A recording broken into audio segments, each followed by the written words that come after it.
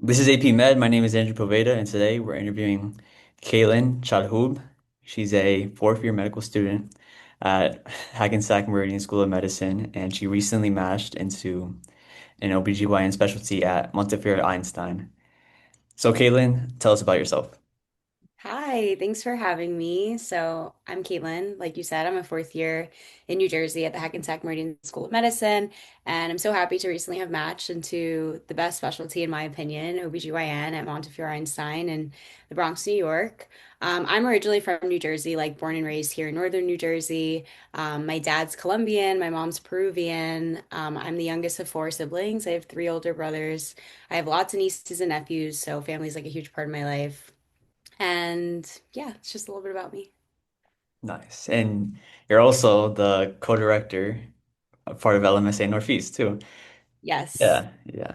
How do you feel that you're ending your tenure there? You're about to go into residency. It must be a big change. Yeah, I think it's very bittersweet. I think the Northeast region is like one of the most robust regions in terms of like our programming, our conferences, our students. So it's definitely like a lot of work and it's been like a lot of fun, but also a lot of hard work and a lot of time that has to go into it. So it's nice to kind of transition out of like the job per se, but I feel like our board is such a family. Like we're all so close. And like I thought this was like how like all boards go, but from talking to people on our current board who were on previous boards, they're like, no, like our board is tight. Like it has not been like this in previous years. So that's like so nice to have like such close friends that are basically family. Like you go through such hard things in medical school, and like LMSA has just been a place where it's like you can really count on these people to like either understand, or if they don't understand, like just be there for you. So like leaving that space where it's like you're for sure going to be at conference and for sure going to be at all these events and planning everything, like that's really sad, to not like have a hand in all that anymore. But I'm like so happy to see what the next board will do with like Gomez and Jasenia and all the people staying on and the next conference. And I hope I can like be there as a resident and bring my residency program, hopefully. So yeah. So, can you tell me a bit about your hobbies and interests outside of medicine? Yeah, definitely. So, hobbies and interests outside of medicine. I really enjoy music. I play guitar and I sing, mostly for my church. Like, I've done that since I was little. My family's always been pretty heavily involved in like our local church. So, I still do that sometimes. Like, I try to do it at least once a month now as like a third/fourth year. So, that's what I was doing yesterday. Yesterday was Sunday. I was playing guitar and singing at my church with like my dad and brother. Like they're all into music also, so I really enjoy doing that. I now, as a fourth year, really enjoy spending time with my friends, like doing whatever we can before we all move to like different parts of the country. So we usually like going on walks or going to the movies or just getting like dinner together. And then I really like spending time with my nieces and nephews. So their ages range like. The youngest is 3, the oldest is 15. So just like spending time with them, the younger ones, like we play a lot, the older ones, we like go out, go shopping, and just spending as much time with like my family in general I can around this time before I start residency. Big family person, yeah. So, what inspired you to get into medicine in the first place? Was it something like your family, like your first gen, right? Yeah, yeah, I'm Yeah. first gen, so So, I'm was first it something doctor. your parents kind of pushed onto you, or was it something you wanted as a child, or what happened? What was the story about that? Yeah, no, that's a great question. So my parents did not push it on to me. Like they never were like, "Oh, you should be a doctor." Like they Mhm. definitely were like, "Go to school and do all these things, like do whatever you want." But it was never specifically doctor. So I'm the first doctor in my family. I'm the first woman in my family to go to college. So it's like a really big feat. I would say when I was really young, I wanted to be a teacher because I loved school. Like from the time I was like in kindergarten, I loved school. Like the day before, like the first day of school was like, it was as if it was Christmas to me. I was like, I'm so excited. I'm gonna go to school. I have a new teacher, I have a new class. So I always just really loved like learning and kind of like nerdy in that way, I guess. So I really thought I wanted to be a teacher when I was younger. So I was like, oh, I'm gonna be a teacher, great. And then by the time I got to middle school, my school nurse one day was like, oh, nursing is like such a great career and it's on the rise and we need more nurses. So I was like, oh, great, like I'll be a nurse. I would love to be a nurse. And Yeah. then I like volunteered at a local hospital here in New Jersey, and I was like, working with the nurses, and it was great. Like I had a good time. But I also saw the doctors and like the residents like rounding and doing the things that they do, and I was like, wow, like well, why don't I do that? Like that looks really cool too. Like being able to see patients and treat them in that way. So that was kind of my first hint where I was like, all right, the medical field in general, like nursing, but then I was like, okay, maybe I want to be a doctor. And then my oldest niece, she had pretty bad asthma growing up. So a lot of times, like, she would have to be in the hospital, like in the pediatric hospital, and I would go stay with her. And I would see how, like, the doctors would come in and treat her. And then they would come in with residents. It'd be like three different doctors, like, listening to her lungs, like, pressing on her belly, all this stuff. So I was like, yeah, like, I really want to do this to be able to help, young kids like my niece. I thought I wanted to do peds at the time. So that's kind of what like got me into all that around like middle school, high school, and yeah. Yeah. Wait, off topic, but since you're from Jersey, are you from North Jersey? Yeah, yeah, yeah. Yeah. All right, so maybe you know what I'm about to ask, but do you think there's a Central Jersey or is it just North and South Jersey? I think there's just North and South. I mean, I don't even know what is Central. Like, Because I was having like a discussion with my friend and she's from like that Princeton, like New Brunswick area, right? And yeah, yeah, people yeah. consider that Central Jersey, but But it's apparently people also consider like Marlboro Central Jersey, and I thought that was like so South. I don't know. right. I don't know. Have you ever considered academia medicine? Like, sure, maybe it might be a little early to decide. I'm not sure how that works, but Yeah, yeah. like maybe like a clinical professor, so you're also like teaching and practicing at the same time. Like, Yeah, no, definitely. Look, like 100, it's definitely early, but 100%. Like, I feel like I only see myself in academic medicine because, from the time I was younger, I always loved teaching. And I feel like even now as a fourth year, like, I've loved being able to teach like the first and second years at my school and also third years that I've rotated with as a fourth year. So I definitely like want to be in academic medicine. And I think like if I could say like something was like my dream, I mean, obviously, I don't know like what my career is going to look like right now, but I would love to be like working at a med school with med students as an attending one day, like maybe being like a clerkship director or even like a residency program director, like really working with students going on to that next phase of residency and like seeing them through that and helping them through that, I think would be like very, very fulfilling and very fun. So I definitely see myself 100% academic medicine. I don't want to be like outside of it as of now. okay, yeah. And academic medicine is all about mentoring, like mentorship, giving back to like the community, whether it's maybe for like your program director, you're helping out the students or the residents and stuff like that. But so mentorship is very important in medicine, especially as first generation, especially as an underrepresented minority in medicine. So how would you say that mentors have helped you out? And is there like a memorable experience that you have with a certain mentor that guided you to the path that you're on right now? Yeah, definitely. Mentorship is so important, and I feel like it's so hard to navigate sometimes as like a first gen student because I feel like I sometimes would be like, "Oh, I don't know what I can use a mentor for. Like, I don't know if I should call them and ask this. I don't know if I should do that." But I definitely have been I've had like some really great mentors specifically in med school. And I think when you think of mentorship, it doesn't always have to be in your specific field. Like I have great OBGYN mentors, but I also have great mentors that are in other fields. So one of the doctors who works at my school, she's pretty involved in our school. She's actually in internal medicine and she helped me a lot, even though obviously she's not an OBGYN. When I was applying for away rotations, I did an away rotation at Yale in GYN oncology and I almost did not submit the application because I didn't have like a letter of recommendation in time to do it. And Yeah. I literally texted her on like a Friday afternoon and was like, "Hey, I'm so sorry, but is there any way that you could please submit a letter of rec for me for this?" And she answered right away and submitted it. And I ended up doing that rotation and I loved it. And Good. like, I'll always be so thankful to her for that because I almost missed out on that opportunity because I was like, "Oh, I don't have a letter." But then I knew I had this great relationship with her and I was able to text her and get that.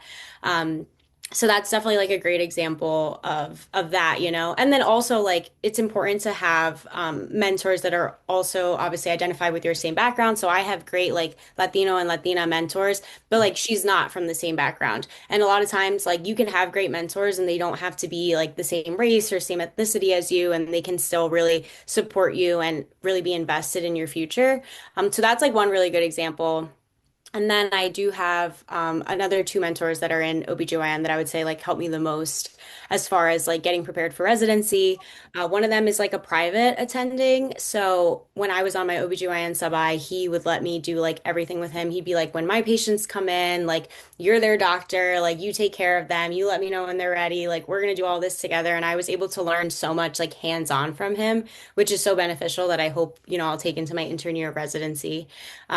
And then another attending who really, she is Latina also and an OBGYN. So we share a lot of the same passions for like giving back to the community and like research really focused on like, minority populations and how their health is affected. And I've been able to do a lot with her and just get advice from her in general. So those are all really great relationships that, I don't think I'd be here today if it weren't for the mentorship I've had from them.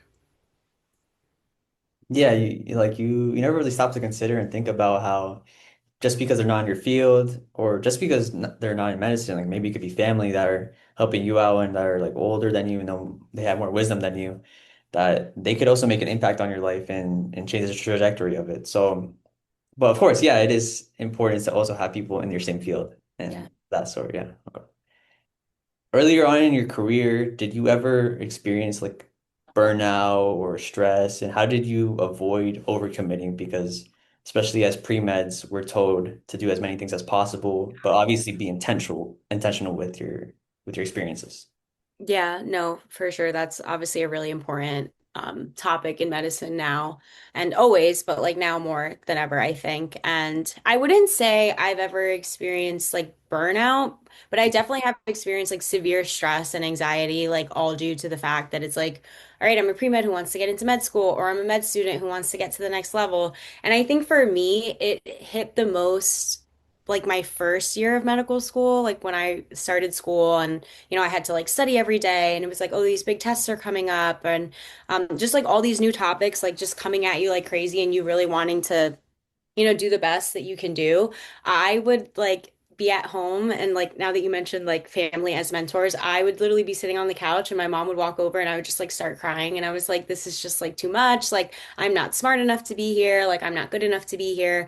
And I think a lot of that also plays into like being first gen and like being the first in your family to do this because there's a lot of people in med school that even if they are first gen, like maybe they worked as an MA, like really closely with a doctor, and they just like know terms that you don't know, or like know how to take a history before you know how to take a history. It's just like so many things play into it. And I was like, I'm not good enough, like all this imposter syndrome. And that was like really tough during my first year. And I think what helped me through it was like having those conversations, like with my mom, with my friends, like with loved ones, and like them just kind of helping change my perspective and like reassure me. And then also like having these conversations with mentors, right? Like, hey, I don't know any of these words that are being used right now. Like, and it seems like other people do. Like, I don't know why I feel like I'm so behind, whatever. And it's like, it seems like you're never going to get there when you're in med school. Like, it's like, oh, I'm never going to learn how to take a history. I'm never going to learn how to do the physical exam. I'm never going to learn all these cardiac issues, all these pulm issues. And it's like, you kind of freak out when they're presented to you, but you just do the learning as everyone else, right? And then it's like by the time you get to the end of your first year of med school, you're like, wow, how the heck did I learn everything I learned? And then it's the same thing as you go through each year. It's like, I never thought I'd be here. And then suddenly you're there.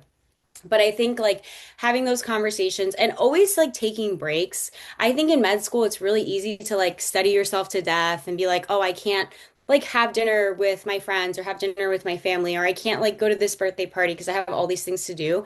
But I think like looking at the things you want to do and then scheduling your study time around it rather than like your study time having to be like 100% of everything that you're doing. I think like that really helped me. Like I'm a big proponent of taking breaks and like doing what fills your cup so that when you go back to studying, you then have the energy and just the capacity to do it at all. So really leaning on your support system and not like isolating yourself from everybody. I think that's what helped me get through those times of like extreme stress and imposter syndrome. And well, you grew up in New Jersey your whole life, right? Yeah, So you went to Seton Hall for I did. undergrad, which is in New Jersey, and then you went to medical school in New Jersey, and then Yeah. now you're ready for a big change. You're moving to New York City. Yeah. So how do you feel like you're preparing for that? Are you preparing for that, or is it like do you know a lot of people from in New York City, or like how is that right now? Yeah, no, it's definitely very challenging. I am like trying to prepare in terms of trying to like find out like what neighborhood I'm gonna live in or like what apartment I'm gonna live in. I'm trying Yep. to start doing that. And I have been talking to like my intern class, like we all have a group chat and we kind of have been talking like what are we thinking for housing? Like what is everybody doing? So I've been trying to prepare in that way, but I don't think like anything will really prepare me until I'm actually there. Like you said, it's gonna be such a huge adjustment. I have always lived at home home. Like I commuted for Seton Hall and I commuted for Hackensack, obviously. So it's like this is the first time where I'm going to be like living on my own, which honestly I'm very excited about. I'm not as scared as you would think that someone would feel. Like I'm 26 years old, like I'm an adult, I'm going to start residency. Like I think it's really like all perfect timing. Um, so yeah, I'm like mostly excited. I know it's going to be a big transition. I actually don't know that many people who, or I guess I do know people who live in New York, but they don't really live in the Bronx. I have like some family members who grew up and lived in the Bronx, like my mom's uncle and aunt. So I've been talking to them and they've been trying to help me figure out like maybe what neighborhood or what area I'd want to be in. So that's definitely been helpful. But yeah, I think there will be more preparing coming in the next like month or two when I actually have to officially start. We start towards the end of June. Oh, okay. Yeah. I mean, New York City is right next to New Jersey. It's like, yeah, yeah. Yeah, Like it's you, like I don't think less. you have to worry about family like Yeah, no, no, visiting no. anything It's like like less that. than an hour, and my parents are Yeah, like, "Be there whenever you want. Like, we'll help you with whatever you want." So I have a really great support system. that's good. And all right, looking back at it, you didn't take a gap year. You went straight through to medical school. So how was it when you were, I guess, studying for the MCAT when you were like your junior year, like building your clinical experiences, knowing that you didn't want to take a gap year and you want to go straight through. So Yeah. how did you prepare for that? Yeah, definitely. So I definitely looked at the timeline of like when I needed to take my MCAT and when I wanted the score back so I could know if I was ready to apply for schools. So I don't remember exactly, but I think it was definitely my junior year that I took the MCAT. I think it was like December to March that I studied of my junior year for the MCAT. I was like taking physics and I was taking some other classes that were not fun. And I was also studying for the MCAT. So that was like really hard. Honestly, when I look back to myself in college, I don't know how I did like everything I did. Like I was a full-time student. I was studying for the MCAT, like preparing my application. And then in terms of the clinical stuff I wanted to include on my application, I was actually working at the main Hackensack Hospital at HUMC and I worked on a step down unit and I was a unit clerk. So basically like a secretary for the unit.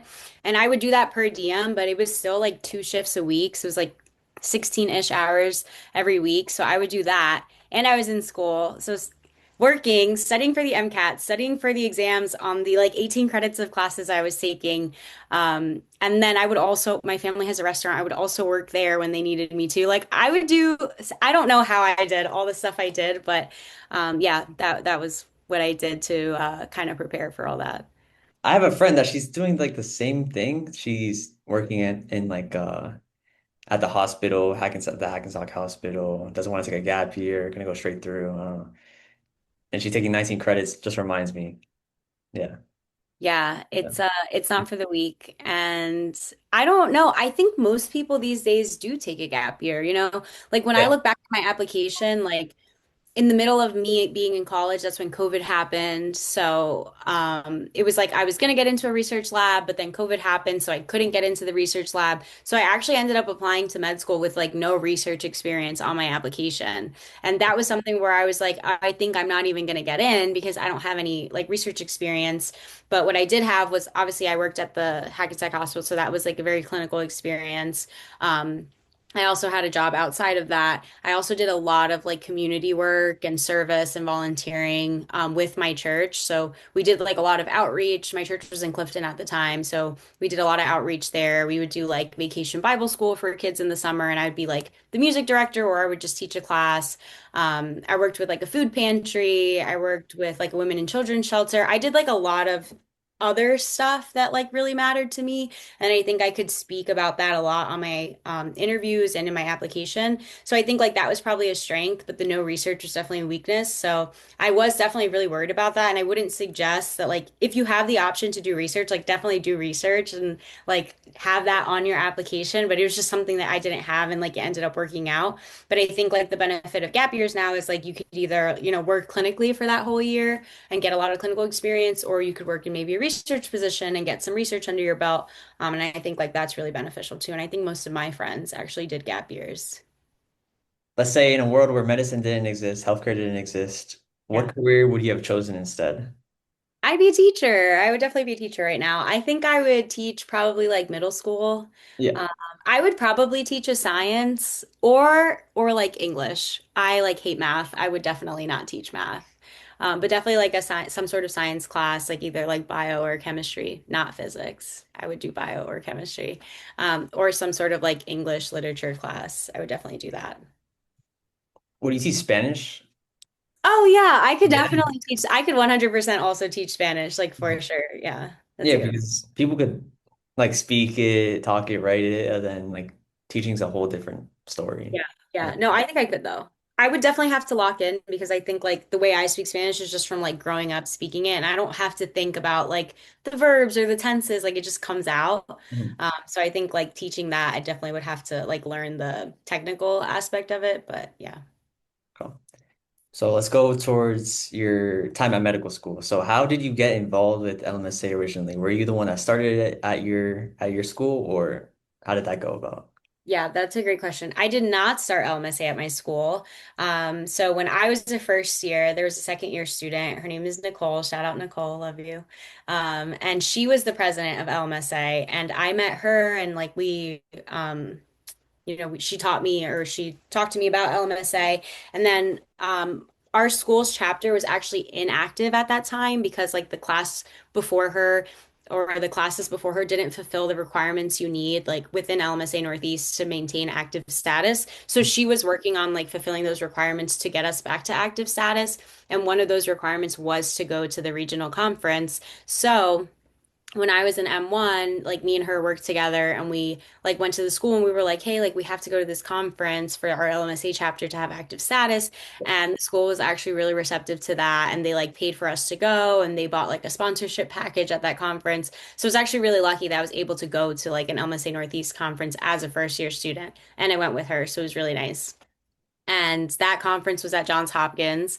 And it was like a crazy experience. Like when I tell you, it was probably like one of the highlights of like med school. Like being introduced to LMSA is definitely like the highlight of med school because I remember when I started med school, I was like, wow, like no one around me is Latino or Oh, Latina. Like no one like gets where I'm coming from. Like no one knows what I'm like about, like what my family's about. There were a few like Latin students in my class, like I would say like maybe like three other ones.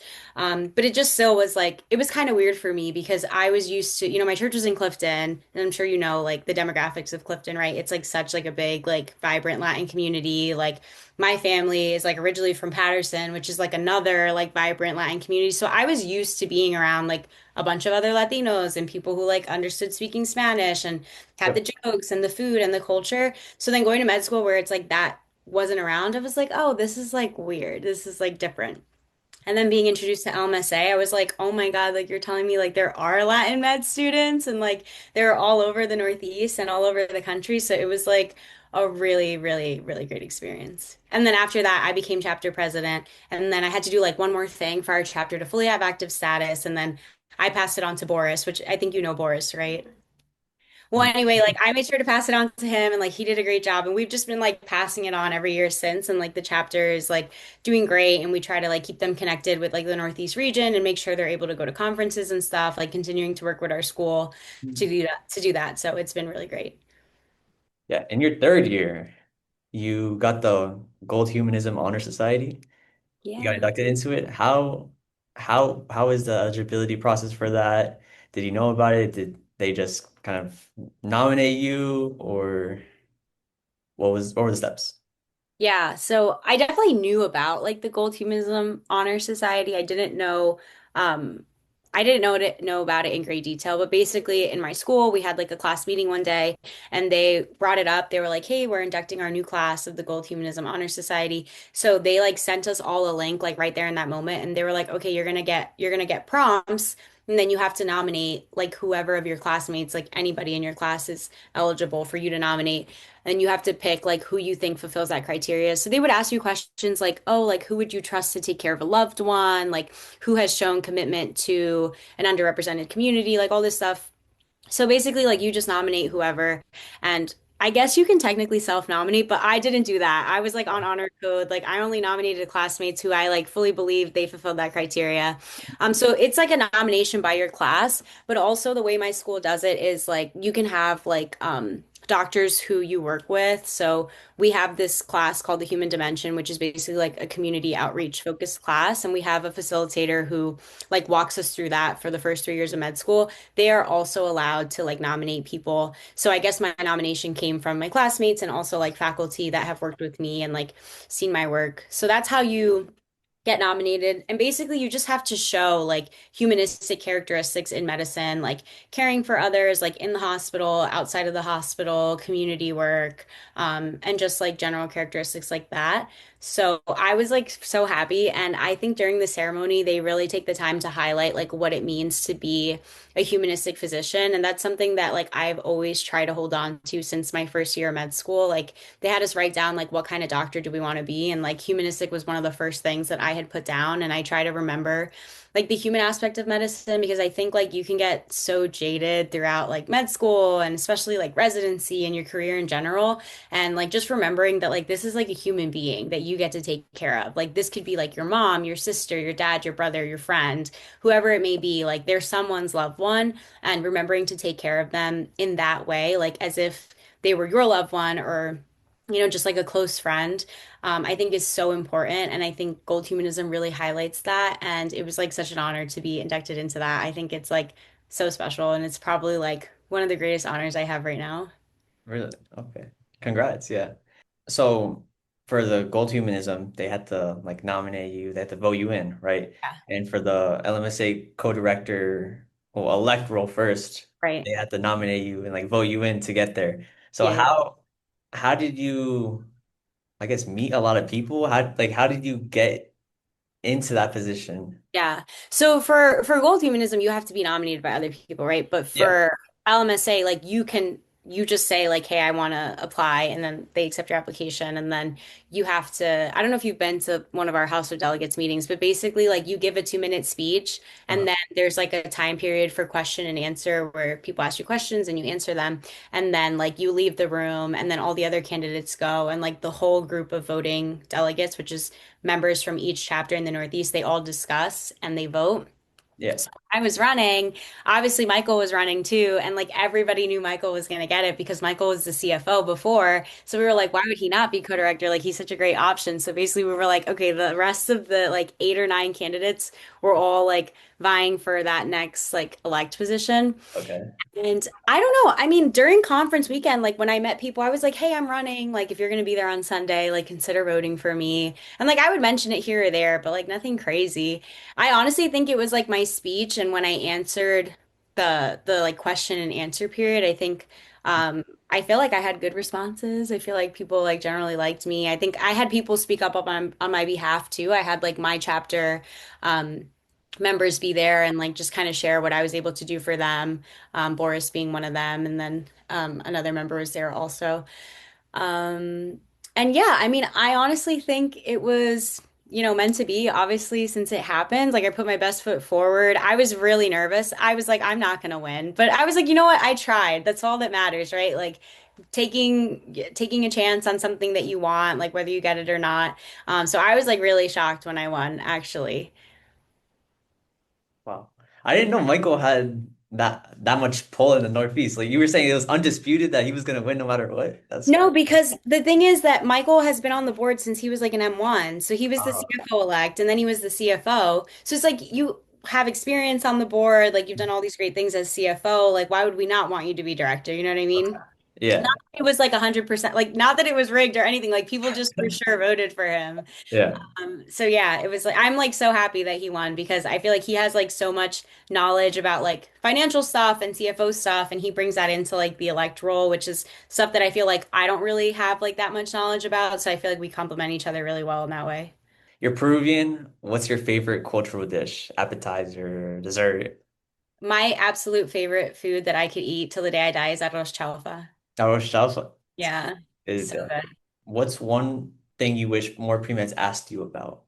I think I wish more pre-meds asked because I think pre-meds ask me a lot about like how do I study for the MCAT? Like how does my application look good? I wish a Mhm. lot of them asked me about like how do you counter that imposter syndrome? Like how do you counter not feeling like you fit in or not feeling like you're meant to be in that space? Yeah. I think like that's a really important conversation that even, you know, you feel that as a pre-med when you see all these people getting into med school or all these people doing amazing things. Like the person next to you is always going to be doing something incredible, but that's not what your focus should be on. Like even as a fourth year student, like I look at people around me and I'm like, oh my God, they're going here, they're doing this, they're doing that. And that should absolutely not be your focus. So I think like that's a really important conversation to have.